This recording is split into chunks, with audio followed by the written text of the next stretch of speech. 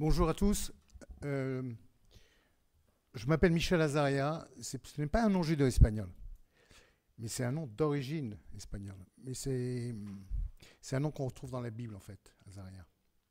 Ce que je sais, c'est que j'ai fait des études sur mon nom en Espagne, et il y avait beaucoup d'Azaria en Aragon, et peut-être même à Saragosse, d'ailleurs. Et donc, voilà, j'espère être d'Aragon. J'espère être d'Aragon. Mais moi, je suis né à Paris, mais mes 4 grands-parents, je suis assez typique, puisque mes 4 grands-parents étaient d'origine d'Istanbul et parlaient judéo-espagnol. Tous les 4. Et pour certains, en particulier ma grand-mère, parlait que judéo-espagnol, pas une autre langue.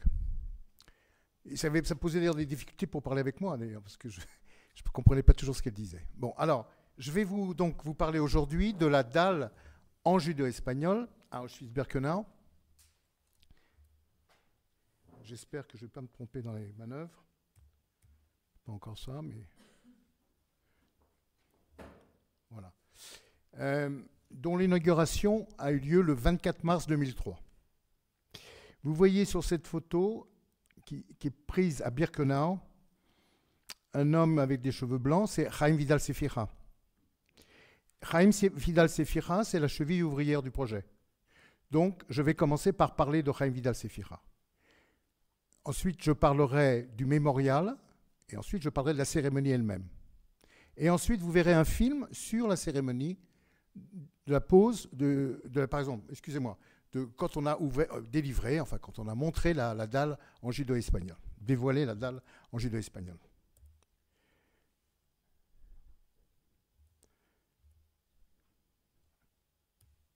Oula, je ne sais pas comme ça que je fais. Oui, mais ça ne marche pas. Ça ne marche pas les flèches. Je vais demander une aide technique là, parce que...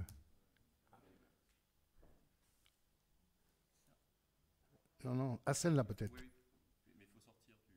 Voilà, essayez. Ouais. D'accord. Donc je vais donc commencer par Jaime Vidal-Sefira et vous expliquer pourquoi il a eu un rôle essentiel dans l'obtention de cette dalle. Jaime Vidal-Sefira, que vous voyez à droite, c'est sa photo de sa carte d'identité belge pendant la guerre, où vous voyez bien juif et Jude. Et vous voyez à gauche, ici c'est une photo qui a été prise en Argentine il y a à peu près une quinzaine d'années avec son matriculation à Auschwitz. Il est né en 1923 à Bruxelles. Ses parents avaient une profession typiquement turque, puisqu'ils étaient réparateurs de tapis. Il a été arrêté le 1er mars 1943 à Bruxelles. Il raconte que c'était une voiture de la Gestapo avec un juif qui était spécialisé dans les séfarades, qui indiquait aux Allemands qui était juif. Et d'ailleurs, quand il est monté dans la voiture et qu'elle a été emmenée au camp de Malines, Malines c'est le Drancy de Belgique, il est passé devant la boutique de son père. Il a vu son père en train de travailler. Il a donc été interné à Malines quelques mois, puis déporté à Auschwitz le 22 ou 23 septembre 1943. Et ensuite, j'ai mis le mot Haïdé. Haïdé n'est pas un mot judéo-espagnol, c'est un mot turc qui veut dire vite, vite. Fissa en arabe, fissa, vite, vite, vite. C'est ce que lui a dit un prisonnier comme lui à Auschwitz, ou plutôt à Birkenau, qui lui a dit Haïdé. Il était en train de transporter des pierres. Il lui a dit, allez vite, c'est certainement un prisonnier grec, enfin de Salonique, qu'il n'a jamais revu d'ailleurs. Mais pour vous montrer que dès le premier jour, il a eu une rencontre avec le judéo-espagnol. Et pendant toute son incarcération à Auschwitz, il a toujours été à la fois juif, mais aussi judéo-espagnol. Par exemple, le dimanche après-midi, quelquefois, il ne travaillait pas. Et il chantait des chansons en judéo-espagnol pour gagner un morceau de pain, enfin, pour essayer d'obtenir des faveurs des autres prisonniers. Ça marche. Bon, Jaime Vidal-Sefira, évidemment, n'est pas uniquement, heureusement, un déporté, c'est aussi d'abord un enseignant. Il perd sa mère en 1950 et il change totalement de profession. De chimiste, il devient linguiste. Il reprend ses études, il reprend des études de castellano, et il va produire la thèse du ladino. J'en parlerai, je dirai quelques mots là-dessus tout à l'heure. Mais il faut savoir que ceci a été reconnu par le gouvernement français du temps de Jospin. La première chaire de judo espagnol a été créée pour lui en 1984 à la Sorbonne. La première chaire de l'époque contemporaine en judo espagnol, en Europe et dans le monde. Il a donc écrit plusieurs livres. Et je crois qu'il a suivi 400 mémoires. Et il a suivi un grand nombre de thèses aussi. Mais je vais vous parler de ces deux livres principaux. Le premier, c'est L'agonie des judo espagnols, qui a été traduit il y a 2 ans en castillan. La agonía de los judeos españoles, et qui a été traduit par Martine Lemoine, qui est parmi nous, voilà, qui est là, qui est derrière nous. Elle a fait un travail bénévole, je souligne, de militante. Elle a traduit ce livre en castillan. La agonía de los judeos españoles. Et si vous voulez avoir ce livre, vous parlerez avec elle. Je l'ai ici, là. Voilà. Et il a écrit qui était un livre plutôt historique, hein, sur l'histoire des judo espagnols. Et comme son nom l'indique, il parlait de, on va dire, du sort cruel qui était réservé aux judo espagnols restant vivants dans le monde. Il n'y en avait pas beaucoup, très peu. Et surtout des judo espagnols qui parlaient judo espagnol. C'est donc un livre historique. On a beaucoup critiqué son titre. C'est jamais agréable de dire à un peuple, c'est fini pour vous, hein, c'est l'agonie. Bon.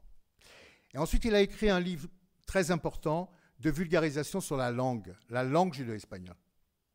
Ça s'appelle Le judo espagnol, qui a été aussi traduit par Martine Lemoine et qui vient de sortir. El judo espagnol, aux éditions, je ne fais plus la publicité bien sûr, Hebraica Ediciones. Voilà. Par Jacobo. Bon. Oui, absolument. Donc, ensuite, j'ai fait une erreur là. Donc je dis, c'est un déporté, c'est un enseignant, mais c'est surtout aussi un militant communautaire. Parce que très, très vite, il a tenu à parler judo-espagnol, à développer la langue, avec ses coreligionnaires qui parlaient encore la langue. C'est-à-dire, hors de l'université, il a tenu à parler à des gens très simples, sans particulièrement des diplômes d'ailleurs, des gens simplement qui voulaient parler. Et il tenait un atelier, il a tenu pendant des années un atelier hebdomadaire où on n'en parlait que judo-espagnol. Et il a fondé une association pour ça qui s'appelle Vidas Largas, qui est la traduction de l'hébreu Chaim Arukim, qui veut dire vie longue. C'est une expression qui n'est pas castillane, qui est judo-espagnol, typique. Vidas Largas. Et le premier trésorier est présent, c'est Alain de Toledo. Voilà, qui vous parlera tout à l'heure. Donc, déporté, enseignant et militant communautaire. Et puis arrive à Auschwitz-Birkenau, ou plutôt revient à Auschwitz-Birkenau. D'abord, vous vous rappelez que, pour ceux qui ne connaissent pas, Auschwitz et Birkenau sont 2 lieux différents, distants de 2 kilomètres. Auschwitz, c'est une caserne autrichienne, construite en dur, en pierre. Birkenau, c'est des baraques en bois. Auschwitz, c'était plutôt pour les prisonniers polonais, russes, et quelques juifs aussi. Et Birkenau, c'était un lieu d'extermination. Auschwitz, c'était plutôt un lieu de concentration. Auschwitz était destiné à exterminer les juifs tout de suite, à l'entrée, ou au bout de quelques mois, compte tenu de la ration alimentaire qui leur était donnée. Et on pense, moi je ne veux pas venir sur la querelle des chiffres, parce qu'on ne veut pas donner place aux révisionnistes, mais on estime qu'il y a eu environ minimum 100 000 victimes judo-espagnoles. Peut-être, ce matin, on vous a donné le chiffre de 160 000, peut-être 160 000. Mais de toute façon, 100 000, c'est énorme, énorme. C'est vraiment le cœur de notre population judo-espagnole vivant en Europe, avant-guerre. En particulier, ont été victimes la quasi-totalité de la population de Salonique. Et à droite, vous avez l'arrivée et le tri. Hein, vous voyez bien le tri à droite. Et à gauche, vous connaissez ce document, c'est le document de la conférence de Wannsee. Vous savez, la fameuse conférence de 1942 où ont été décidées la mise en application des décisions d'extermination des Juifs. Et en particulier un document d'époque qui donnait les populations juives par pays, donc les objectifs. Et vous voyez que, par exemple, la Grèce, soit 69 000, les Allemands nazis estimaient à 69 600, c'est quand même assez précis, hein. Voilà, c'est très allemand, ça doit être très précis, 69 600 juifs habitant en Grèce. En Norvège, 1300.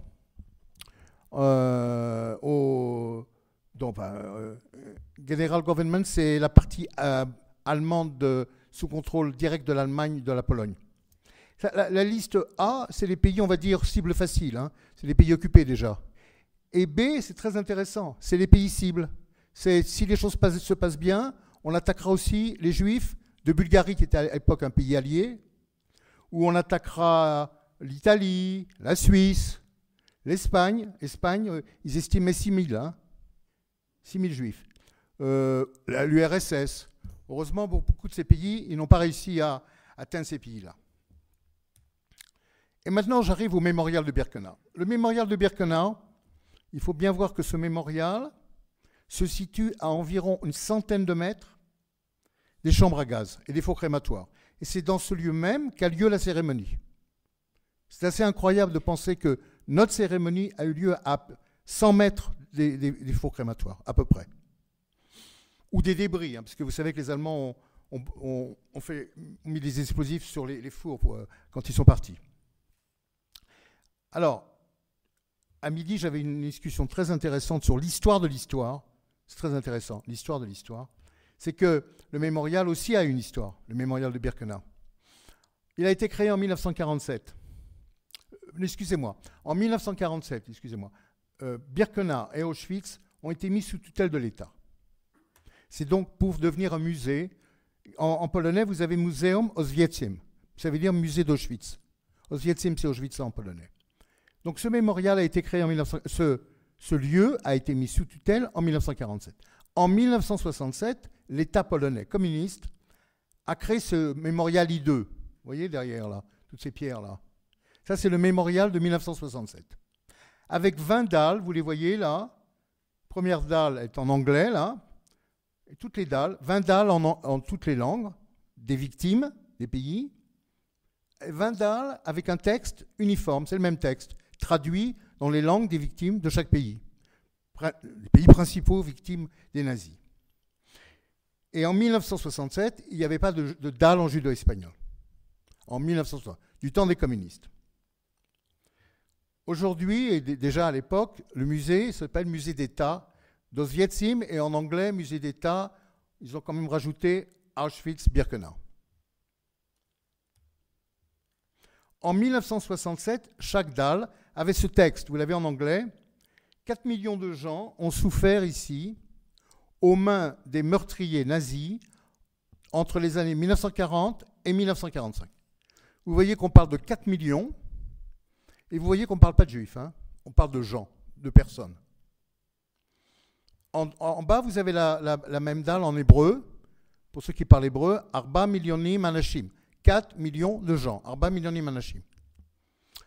À la chute du communisme, en 1992, le gouvernement polonais a décidé de revoir le texte et de revoir aussi le nombre de victimes. Ils ont fait appel à un historien que j'ai rencontré à Auschwitz, au musée, qui est arrivé au chiffre d'1,5 million. En réalité, il a dit 1,5 million, mais lui, il dit c'est 1,1 million. Mais il y avait un tel écart par rapport à 4 millions. Et encore une fois, pour ne pas laisser trop de place aux révisionnistes, qu'ils ont décidé d'utiliser 1,5 million. Alors, la réalité, c'est 1,1 million, d'après cet historien polonais. Je reviendrai un peu plus tard sur le texte actuel de la dalle. Vous avez donc les 20 dalles. Ensuite, au milieu du monument, vous avez un glaive et une croix de Grunwald. Ça, excusez-moi de le dire, c'est très polonais. La volonté de mettre des croix dès qu'ils peuvent dans les lieux juifs. Et ils se sont empressés de mettre ici cette croix, qui n'a aucun rapport ni avec la guerre, ni avec les Juifs, bien sûr, et qui commémore une bataille entre les Polonais et les Allemands au XVe siècle, et qui permet de mettre une croix sur ce lieu. Perdone, Antonio, hein? Perdone, hein? Tengo que decirlo. Oui, oui. Bon, alors, maintenant, je vais vous parler de la campagne pour la dalle en judo-espagnol. Donc, vous avez vu que ni en 1967, ni en 1992, il y avait de dalle en judo-espagnol. En l'année 2000, là je me mets en scène parce que vous verrez au début du film que j'en parle, j'écoute une émission sur France Culture, le 15 avril 2000, qui raconte et qui interviewe 2 déportés. Un, c'est Jaime Vidal Sefira, et l'autre, c'est une des violonistes. Il y a eu plusieurs violonistes. Une des violonistes d'Auschwitz. J'écoute et je reconnais cette voix, et c'était Jaime Vidal Sefira qui parlait.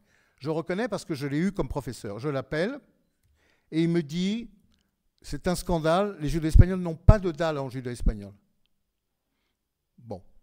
Donc, comme nous n'étions rien, on est passé par une ONG, quoi, puisque nous, on n'était rien par rapport au musée.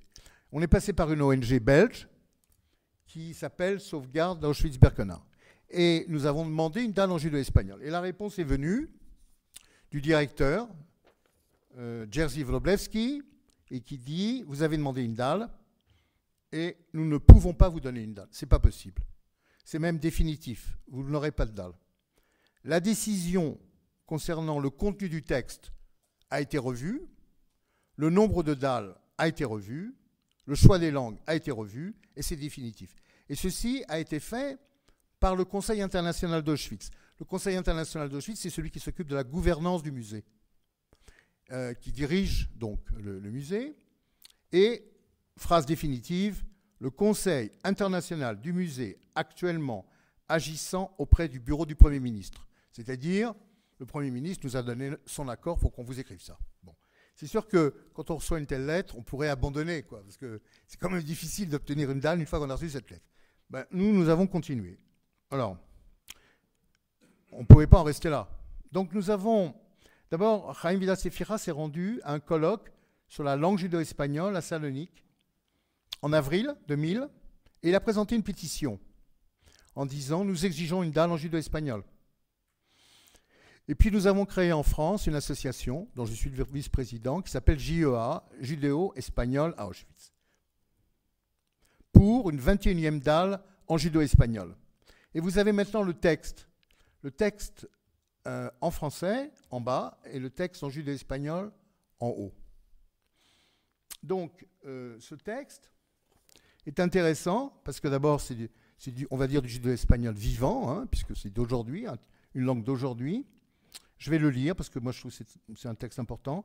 Que este lugar donde los nazis exterminaron 1,5 million de hombres, de mujeres y de criaturas, la más parte judíos de varios países de la Europa, sea para siempre para la humanidad un grito de desespero y unas señales. Auschwitz-Birkenau, 1940-1945. Pourquoi j'ai entouré ces 2 mots? Parce que Que este lugar, c'est le nom du film que vous allez voir. Et j'ai entouré le mot señales parce que c'est un mot qui n'est pas judo-espagnol, c'est du ladino. Ça veut dire quoi? Je crois qu'on vous l'a expliqué un peu, mais je vais vous redonner l'explication de Jaime Vidal Sefira. Señales, c'est un mot qu'on trouve dans la Bible et qui veut dire un avertissement pour un événement terrible. Donc c'est un mot ladino. Hein.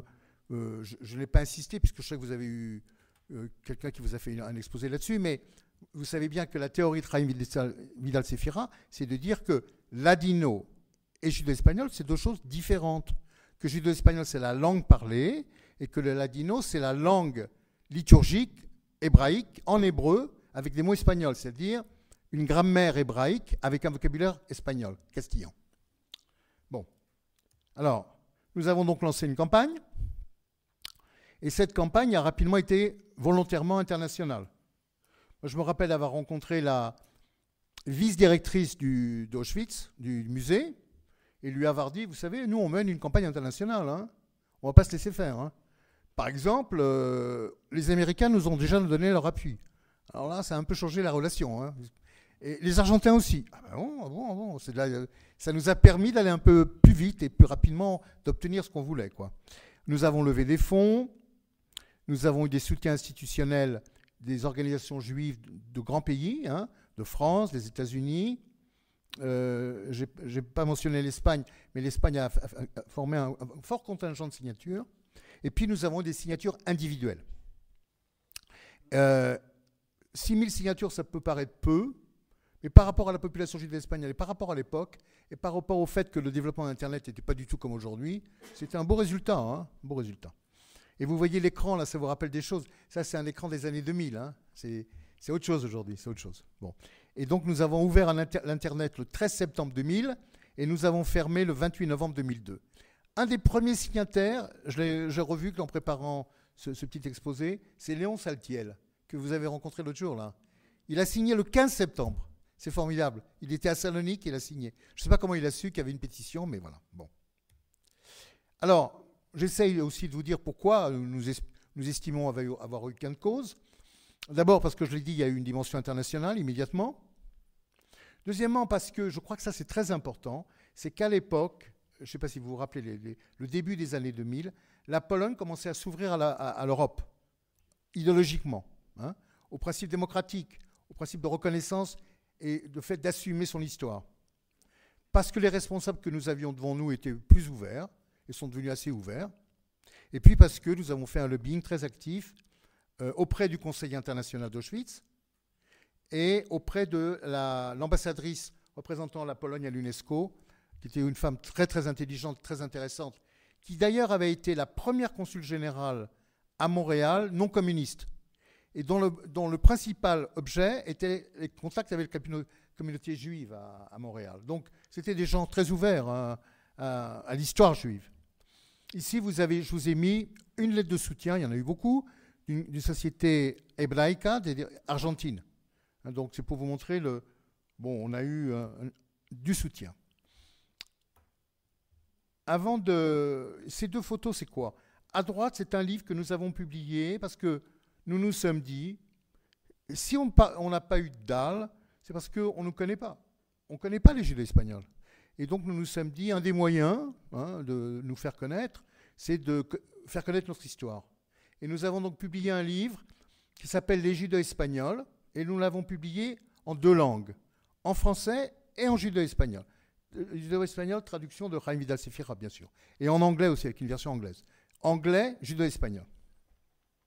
Qu'on a distribué en France, aux États-Unis, en Israël. Moi, je suis allé avec Ruth, qui est la secrétaire de JOA en Argentine, distribuer le livre, remercier les Argentins de leur soutien. Et voilà donc la 21e dalle en judo espagnol, l'emplacement. Parce qu'une des objections que nous avions, il y en avait beaucoup, mais une des objections était de dire, mais vous savez, le monument, il n'a pas été conçu pour 21 dalles, il a été conçu pour 20 dalles. Bon, où voulez-vous qu'on mette cette 21e dalle? C'est comme dire à l'Arc de Triomphe, est-ce que vous voulez qu'on mette une autre avenue, quoi? Et alors, ils ont quand même convenu que de l'autre côté de cette fameuse glaive et cette fameuse croix, il y avait de la place. Et là, vous avez le directeur qui montre l'emplacement futur de la dalle en judo espagnol. Donc la première dalle était en anglais. Elle n'était pas justifiée, cette première dalle, parce qu'il n'y a pas eu de victime de langue anglaise, pratiquement aucune. Hein. Je crois qu'il y a eu, j'en parlais tout à l'heure à midi, il y a eu quelques déportés de Guernesey, les îles anglo-normandes. Très intéressant, parce que dénoncé par la population locale. Hein. Très intéressant, je passe. Mais il n'y a pratiquement jamais eu de déportés de langue anglaise. C'était un objectif pédagogique, cette dalle. Alors, ici, vous avez la construction. Là, j'ai sorti ça de mes archives. Vous avez la construction de la dalle, là, sur un champ. Là, c'est le tout début de la dalle. Hein, voilà. À droite, vous avez la dalle en langue anglaise qu'on enlève pour la mettre de l'autre côté du mémorial, sur la partie droite. Vous voyez, il y a les ouvriers qui transportent la dalle et qui la mettent au milieu. Là, vous voyez, en haut à droite, là, elle est placée en haut à droite de l'autre côté du mémorial. Et remplacée par la dalle en judo espagnol, en lettres dorées, ça n'a pas duré. Hein. Au bout de quelques mois, les intempéries ont fait elle est devenue grise comme les autres, mais au tout début, elle était comme ça, la dalle. Donc la dalle en langue anglaise a été remplacée par la dalle en judo espagnol. Et maintenant, je vais vous parler de la cérémonie. La cérémonie a donc eu lieu, la cérémonie d'inauguration de la dalle a eu lieu le 24 mars 2003 sous la présidence de Madame Veil. Je n'ai pas besoin de présenter Madame Veil, mais je dirais simplement, pour ceux qui ne la connaissent pas bien, que d'abord c'est une déportée, bien sûr, une déportée, que ça a été une femme qui a fait beaucoup pour les femmes, qui a fait beaucoup pour la justice, et qui a été présidente de l'Assemblée européenne. Bon, ce qui est pas mal pour une déportée juive de devenir présidente de l'Assemblée européenne. Bon, que cette cérémonie, volontairement, a eu lieu pour le 60e anniversaire du départ de Salonique du 2e convoi vers Auschwitz. que dans les groupes présents à cette cérémonie, il y avait bien sûr des déportés, et il y avait 3 groupes importants. Un groupe, tous judéo-espagnols, mais un groupe de France, mais aussi un groupe américain, et ça c'était très important, et un groupe de Turquie. C'est important à souligner puisqu'il n'y a pas eu de victime directement du nazi en Turquie. Mais ça montre la solidarité culturelle des Juifs espagnols. Et vous voyez sur la photo Madame Veil qui fait son discours, vous la verrez dans le film, et vous voyez derrière un drapeau israélien. En fait, ce n'est pas un groupe qui était invité à la cérémonie, c'était ouvert, la cérémonie. Donc c'est un groupe qui était là, pas par hasard, parce que les Israéliens doivent une fois dans leur scolarité aller à Auschwitz. Et donc ils étaient là avec leurs professeurs, et vous verrez qu'à la fin ils chanteront Hatikva, dont on a parlé tout à l'heure, qui est l'hymne national israélien. Hatikva qui veut dire l'espoir. Madame Veil, dans cette lettre, indique qu'elle viendra, et c'est très émouvant parce qu'elle explique bien que c'est la première fois qu'elle revient à Auschwitz, ce qui est très étonnant. Et d'ailleurs, Chaim Vidal-Sefira, en 2000, c'est la première fois qu'il revenait à Auschwitz.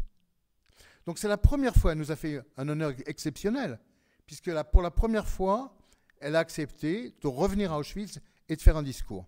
Et c'est évidemment très douloureux pour elle.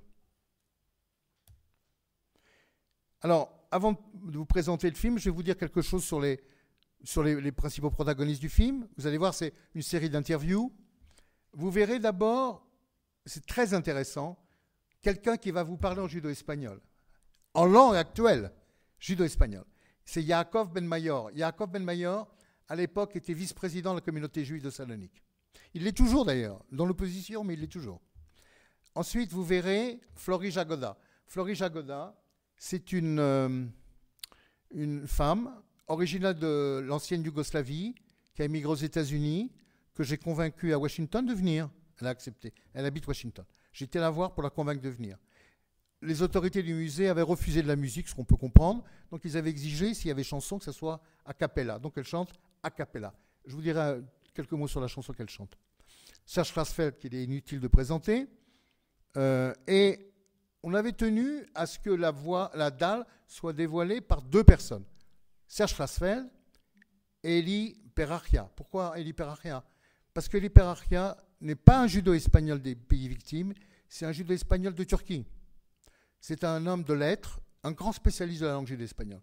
Parce que nous considérons qu'une des grandes victimes, il y a les victimes judo-espagnoles et il y a la langue aussi qui a été victime de la Shoah. C'était donc très important de rendre honneur à la langue en donnant à Eli Perachia l'honneur de pouvoir dévoiler cette dalle. Vous avez, comme c'était une cérémonie officielle, vous avez le consul général des États-Unis, Cyril Lopez, le consul général de France qui nous avait beaucoup aidés auprès des autorités du musée, Michel Régnery, un homme extraordinaire, qui ensuite a été ambassadeur de France. Et puis vous verrez Shevar Weiss. Ce n'est pas traduit, mais il va parler en hébreu. Shevar Weiss, c'est l'ambassadeur d'Israël à Varsovie à l'époque.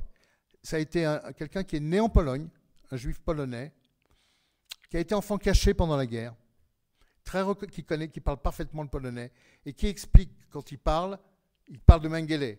C'est très émouvant ce qu'il dit. Il parle de Mengele, il parle du tri. Il est dans un état exceptionnel quand il parle. Enfin, c'est très émouvant de le voir parler. Et puis, pour terminer, vous voyez la photo en bas à droite. C'est la dernière photo du film. C'est Marceline Loridan-Ivens, dont vous avez peut-être déjà entendu parler, qui est une écrivain aujourd'hui, qui a été déportée à Auschwitz, qui a été déportée avec Simone Veil. Elle a été déportée, elle a été dans le même convoi depuis Drancy avec Simone Veil. Elle n'a pas du tout les opinions politiques de Simone Veil.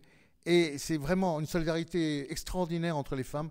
Elles se sont vues pendant la cérémonie à Auschwitz. Et quand elles sont vues, vous êtes obligé de vous reculer quand vous voyez l'émotion qu'il y a quand elles se voient, quand elles s'embrassent, quand elles s'étreignent, quoi. Elle était venue, elle avait entendu l'émission de radio qui parlait du voyage, elle avait tenu à venir. Et vous voyez, elle a à la main gauche une petite pierre. C'est une tradition juive, quand vous allez dans un cimetière, de mettre une pierre sur la tombe. Et elle mettra à la fin, elle mettra une pierre sur la tombe. Ce que nous, on considère une tombe, c'est d'une dalle. Mais nous, on la considérons comme une tombe de tous ces juifs qui sont partis en fumée. Et puis, vous avez toutes les bougies. Bon. Alors, sur les chants, vous allez entendre un chant qui est un chant qui a été composé pour la déportation, qu'on chante dans toutes les cérémonies. Par exemple, demain, au mémorial d'Auschwitz, au mémorial par exemple de Paris, vous aurez des prières et le rabbin chantera El Malé Rachamim, qui est une prière qui donne les noms des camps. Auschwitz, Treblinka, c'est une prière très, très émouvante. Vous avez le Kaddish, qui est la prière traditionnelle des morts en hébreu. Vous entendrez le shofar, parce que c'est les lycéens israéliens, à la fin, jouent de la corne du bélier, shofar, comme on peut faire à la fin de Kippour. Vous savez que Yom Kippour, à la fin, on joue de la corne du bélier pour annoncer la fin de Kippour ou la fin du premier jour de l'année. Et puis, donc, je dirais un mot sur la chanteuse qui chante en judo-espagnol. Elle chante une chanson très, très, très triste qu'on chantait à Salonique, qui dit, je vais vous le dire en judo-espagnol, Árboles lloran por lluvias, en terras ajenas yo me voy morir. Ça, c'est du judo-espagnol. Ça veut dire, les arbres pleurent pour la pluie, dans les terres étrangères, je vais mourir. C'est les chants qu'on chantait quand ils allaient en Pologne. Ils ne savaient pas qu'ils allaient à Auschwitz, mais ils savaient qu'ils allaient en Pologne et probablement pour mourir. Avant de vous montrer le film, je vais simplement faire une dernière remarque, parce que j'ai été frappé pour la remarque qui a été faite l'autre jour par, comment c'est Irma Varol, Odette, oui. Odette a dit une chose très intéressante et très juste. Elle a dit que, comme tout, il y a une histoire dans l'histoire. C'est-à-dire que les Grecs ont mis un certain temps pour reconnaître leurs faits historiques juifs. Eh bien, je crois qu'en Pologne aussi, les Polonais aussi ont mis un certain temps, et je pense qu'il y a un décalage. Mais je pense que ce qui s'est passé en Pologne dans les années 2000 est en train de se passer actuellement. Je fais le lien en Grèce. Je prends un exemple. À gauche, alors là-haut, vous avez le drapeau polonais, et à droite, le drapeau grec. En bas, vous avez, en bas à gauche, vous avez un événement qui s'est déroulé le samedi 11 juillet 1942, où les nazis ont convoqué les Juifs pour les soumettre à des scènes très humiliantes et très dégradantes. Et à droite, vous avez l'inauguration du mémorial juif, mais notez bien l'année, 2014. C'est-à-dire qu'il a fallu attendre en Grèce 2014 pour qu'on inaugure un mémorial juif à Salonique, sur le lieu où se situait le cimetière. On vous en parlera, le cimetière juif. Il se trouve que le cimetière juif a été réquisitionné pour en faire une université, l'université Aristote. Eh bien, il a fallu attendre 2014 pour qu'on puisse autoriser un mémorial. Et ici, vous avez aussi des dalles, d'ailleurs, en grec, en judo-espagnol, en anglais et en français. Je dis ça pour dire qu'il y a une convergence dans le temps, je crois, entre l'approche polonaise de reconnaissance et l'approche grecque aussi. Voilà, j'en ai terminé. Maintenant, je vais vous passer le film. Et si on a le temps, peut-être qu'on pourra poser des questions. Enfin, on verra. Alors, il ne faut pas que je me trompe. Oui, je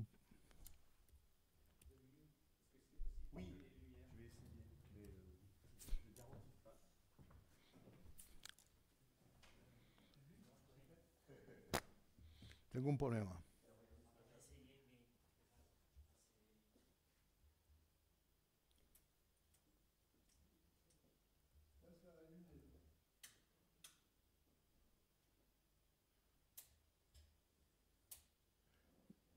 Il faut m'aider pour le son.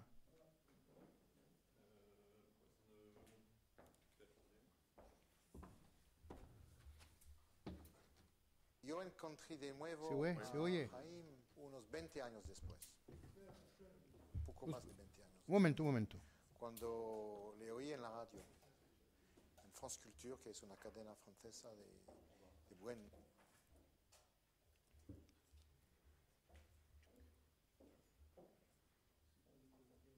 Oí esta voz muy emocionante y yo me dije, esta voz la conozco, me suena... ¿Se oye? Es No que se Jaime oye. tiene una voz muy buena, yo creo. Y estaba hablando de su pena y de su emoción en Auschwitz.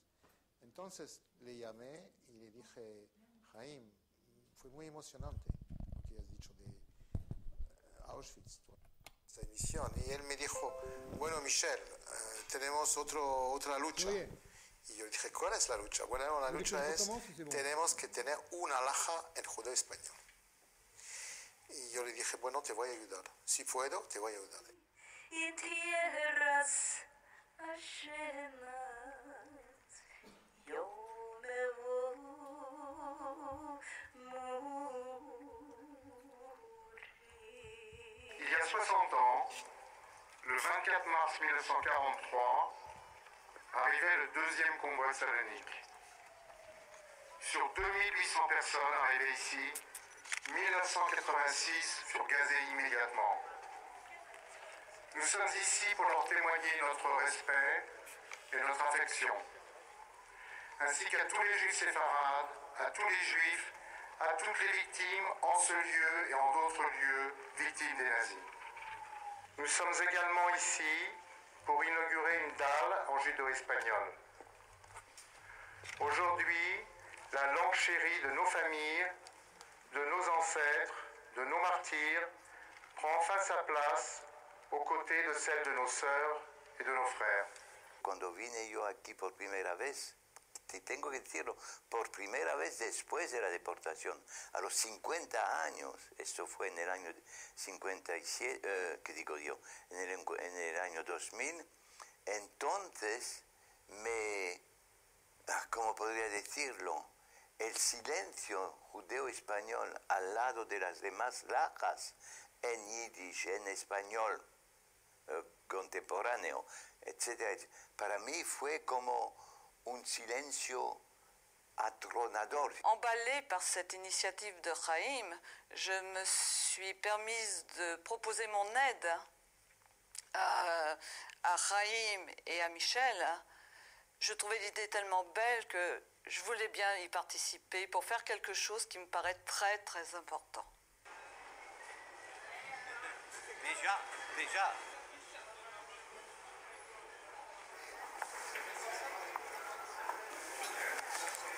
Ça va? Bravo! Angelico, il libro che esiste è una maraviglia. Buenos días.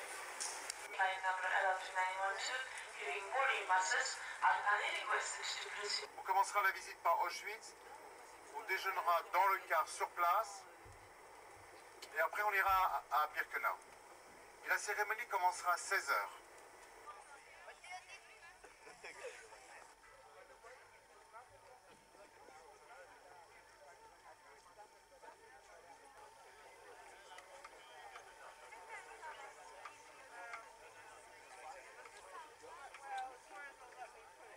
We'll now give the floor to Director Jerzy Wroblewski, the respectful custodian of our memory here in this place. Je voudrais saluer tous les participants de cette cérémonie pour commémorer les victimes du camp d'Auschwitz. Je tiens tout particulièrement à saluer très chaleureusement les rescapés d'Auschwitz, témoins de l'histoire. La cérémonie va maintenant être ouverte par Madame Simone Veil, présidente de la Fondation pour la mémoire de la Shoah. Madame Simone Veil est, comme vous le savez, une survivante. Elle a consacré sa vie et continue à nous apporter à chacun de nous, en France et en Europe, plus de justice. Elle est un exemple pour le monde. J'ajoute ici, au nom de tous, l'expression de l'affection que nous avons pour elle. C'est ici que nous avons perdu nos proches. C'est ici que nous savons que le monde n'est plus le même. Et nous l'avons su très vite, même si nous avons mis quelques heures ou quelques journées à croire que ce que l'on nous disait n'était pas possible. C'est ici aussi qu'aujourd'hui nous sommes rassemblés. Et comment penser? J'ai en face de moi juste le bâtiment de l'entrée. Comment croire encore aujourd'hui que ce que nous avons vu, nous l'avons vraiment vu, et qui s'est passé, ce qui s'est passé. Que plus d'1 million de Juifs ont été assassinés ici, que d'autres l'ont été aussi, des Polonais, des Français, des gens de toutes les nationalités. De penser que grâce à cette plaque, on pensera encore davantage à eux. Je voudrais remercier tous ceux qui ont pris l'initiative. Naturellement, le premier qui a découvert ça, Chaim Vidal, mais aussi qui étaient avec nous, tous ceux qui sont avec nous, qui sont venus quelquefois des États-Unis, de France, d'Israël, de Turquie. Je trouve que c'est vraiment c'est une belle histoire qui ne vient pas terminer, mais qui fait renaître et qui fait qu'on se souviendra de cette tragédie, de ces femmes, de ces hommes, de ces enfants. En faisant mettre cette plaque, en pensant à eux, en langue judéo-espagnole, eh bien je crois que c'est un renouveau auquel nous assistons. Renouveau d'ailleurs qui n'est pas d'aujourd'hui, qui date déjà de quelques années, grâce à notre ami que j'ai précédemment cité. Et ce que je voudrais dire simplement, c'est que j'espère que cette renaissance sera vraiment autre chose que simplement la pose d'une plaque, mais la renaissance d'une communauté. J'ai entendu des gens qui s'y retrouvaient tout à l'heure et qui disaient « mais moi je suis de Salonique, ma famille s'appelait de tel nom, et moi aussi je suis de Salonique, heureux de se retrouver, comme des Turcs sont heureux de se retrouver ici. Ce ne sont pas, quelques-uns sont des survivants, comme vous, Chaim, beaucoup ne le sont pas, mais grâce à vous, cette communauté renaît, les enfants, les petits-enfants, non seulement se connaîtront, mais reparleront le judéo-espagnol et refont vivre votre culture, votre littérature et l'esprit qui vous anime. Merci. Será un discurso muy breve, será un discurso sobre, digamos, lo que hemos conseguido después de muchas luchas y también sobre el silencio que mantuvieron durante tantos años. Sœurs et frères humains, c'est comme ça que je commencerai, en vous lisant quelques mots que j'ai écrits en vue de cette cérémonie. Voici, tragique dérision, la terre promise que nous destinaient les nazis. Voyez, terre où ils prétendaient réunir les familles juives. En fait, où brutalement nous fûmes orphelins de père et de mère et de tous les nôtres, nouvelle Babel où les aboiements nazis dominaient. Terre où nos visages, comme disait Benjamin Fontaine, servirent de crachoir au SS. Terre d'esclavage, sans l'espoir d'un Moïse sauveur. 57 ans après ma déportation, en mars 2000, je revenais avec effroi sur cette terre de misère. Esta tierra de aflicción, diríamos en judéo-espagnol. 57 ans après me happait le silence tonitruant de cette fabrique de mort. 57 ans après, me réclamaient les voix des miens. Ici, au mémorial, manquait la dalle en judéo-espagnol. Choqué, indigné, je ne pouvais admettre pareille absence. Avec Michel Azaria et quelques amis, nous créâmes l'association JEAA, Judéo-Espagnol à Auschwitz, association qui mena avec ténacité l'action en faveur de cette dalle. Aujourd'hui, nous voici réunis devant elle, vous la verrez tout à l'heure. Aujourd'hui sont gravées ici à jamais les douces sonorités de notre langue, ainsi chantées jadis par le grand rabbin de Turquie, Chaim Bejarano. A ti lingua santa, a ti te adoro, más que toda la plata, más que todo oro, tú sos la más linda de todo lenguaje, a ti dan las ciencias todo el ventaje, contigo nos rogamos al Dios de la altura, patrón del universo y de la natura, si mi pueblo santo, él fue cativado, con ti mi querida, él fue consolado. Je trouvais que cette dalle, pour cette communauté judéo-espagnole, était un symbole, non pas pour ceux qui étaient morts à Auschwitz, mais pour tous les déportés, quel que soit le lieu où ils sont morts.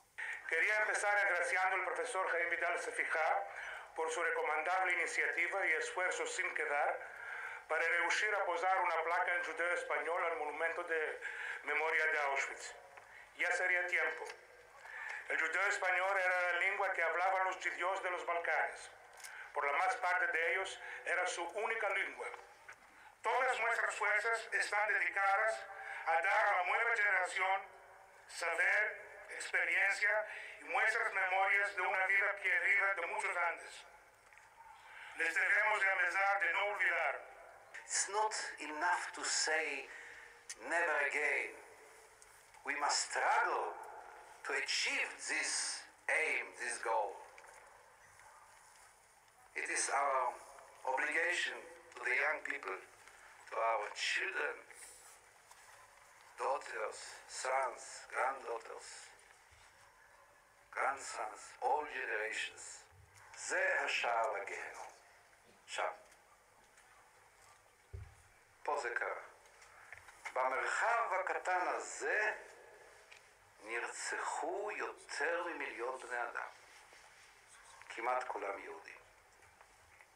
יום ולילה הגיעו הרכבות, רופאים שחונכו להציל חיי אדם, ובראשם הרב הרוצחי מנגלה מינו את האנשים. מי למוות מיידי, כאן, ומי לעינויים, ניצול כפייתי ומוות מאוחר יותר. Everyone who visits here is haunted by the images of Auschwitz. But it is through remembering the past and empathizing with those who suffered here that we can be motivated and inspired to recognize such evil and to prevent its triumph again. Today's ceremony is an achievement which fuels that inspiration. For, in honoring the memory of the Judeo-Spanish who perished here, we also say, never again. It is truly an honor to participate in today's ceremony. Thank you. L'inauguration d'une date en judéo-espagnol permet aujourd'hui d'honorer la mémoire des dizaines de milliers de juifs dont c'était le parler naturel. L'action Anassa de Haïm Vidal Sefira, de Michel Azaria et de tous ceux qui ont soutenu l'association judéo-espagnole à Auschwitz arrive maintenant à son achèvement. Je salue leur ténacité, portée par le sens du devoir. Ver esta gente, bueno, de alto nivel, digamos, este embajador de Israel, este cónsul de Estados Unidos, el cónsul de Francia y Madame Simone Veil, también muy sencillos porque al servicio de nosotros. Eso es muy importante. Nosotros judíos vamos allá y esta gente que es de alto nivel se pone a nuestro servicio para dar un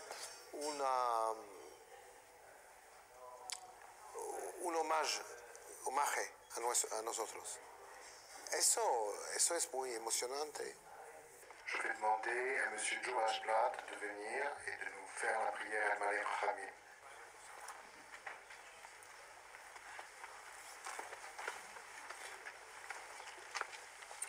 Avant de prononcer l'Aïn Rachamim, je voulais dire quelques mots.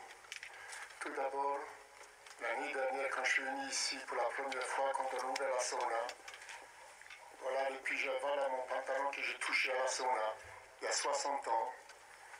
Et moi, mon groupe, je l'amène toujours à la sauna pour faire visiter.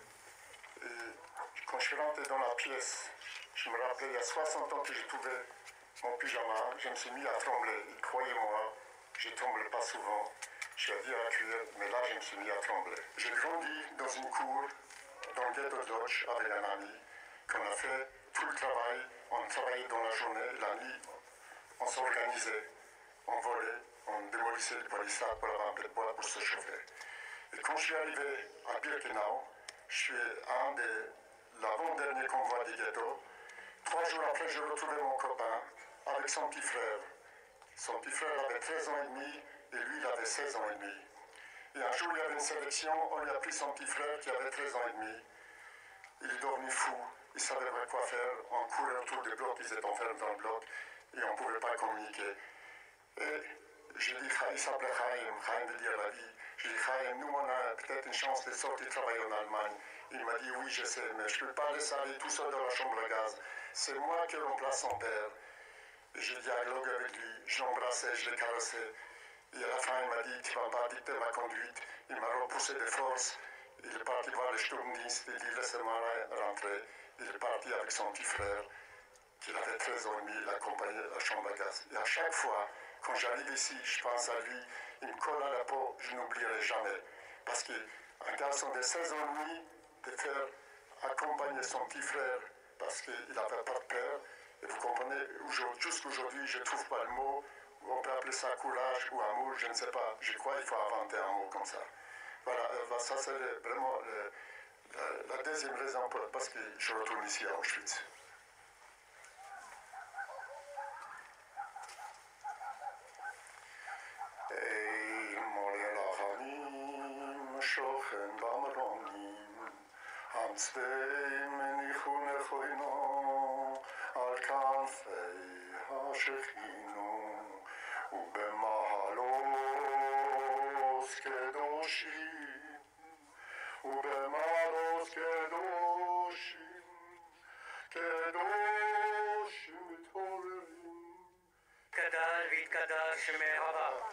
בעלמא דיברה חירותי וימליך מלכותי ויצמח אורכנה ויקרב משיחי בחיי חול וביום חול ובחיי תחול בית ישראל בעגלה ובזמן קריב ואמרו אמן.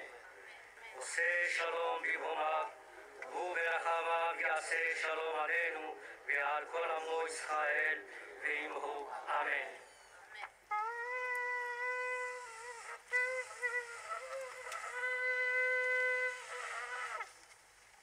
Yo creo que para describir mejor lo que ocurrió hoy fue una ceremonia dulce, de cariño, una ceremonia de amor a nuestras víctimas y a nuestra lengua.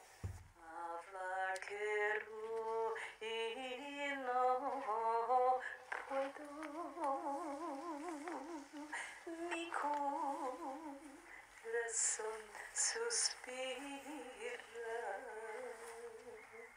hablar quiero y no puedo, mi corazón suspira,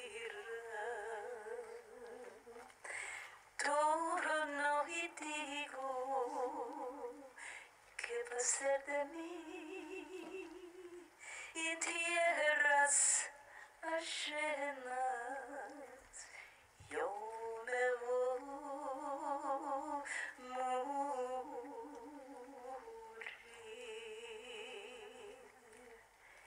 Yo me voy morir. Finalmente, ver que es el momento de reencuentro de todos los judeos españoles del mundo y, digamos, de la afectividad judeo-española, de esta, estoy buscando la palabra, solidaridad judeo-española. Todos se sienten, digamos, llamados por este acontecimiento. Me parece importantísimo. Para Jaime es muy, muy importante. Eso es una lucha de casi 3 años. Y tuvo éxito hoy. No sé si viste cuando tenía una pared de gente haciendo películas, fotos. Yo estaba contentísimo de ver esto. Contentísimo. Porque hay muchas veces que él fue solo, muy solo. Solísimo. Él y yo, solos. La lengua muestra. Je demande à M. Serge Klarsfeld, infatigable lutteur contre les nazis, et à M. Eli Perachia, de la communauté juive de Turquie, de venir dévoiler. Nuestra lengua.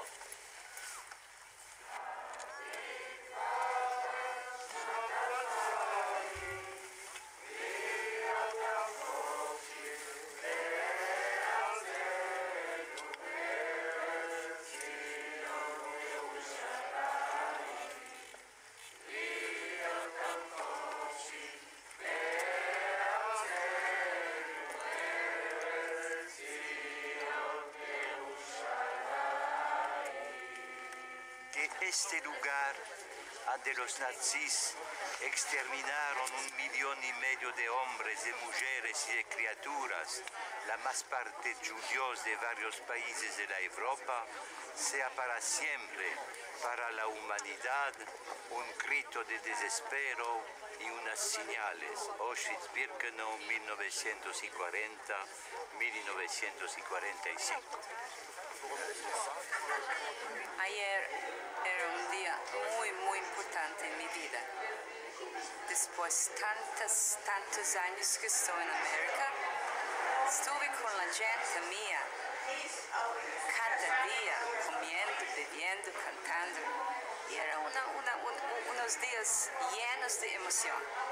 Ma el fatto que todos estamos ahí quiere decir que no se exterminó ni las personas, ni la lengua, ni la cultura que traímos con nosotros del 1492 que vinimos de la España.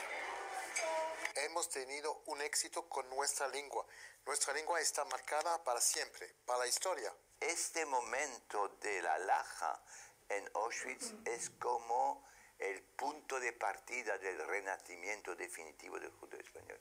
Y de este modo hay que entenderlo. Y a vidas largas les digo, vidas largas que tengáis y vidas largas que tengan todos los judíos del mundo y vidas largas que tengan todos los seres humanos de esta tierra.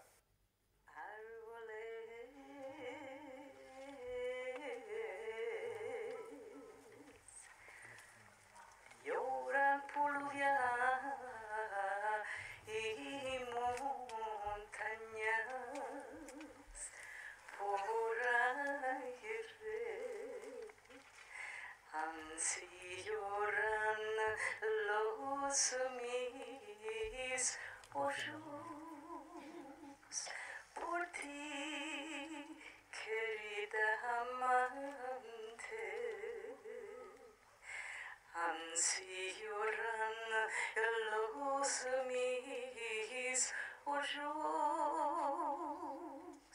por ti, querida amante. Turno y digo, ¿qué va a ser de mí?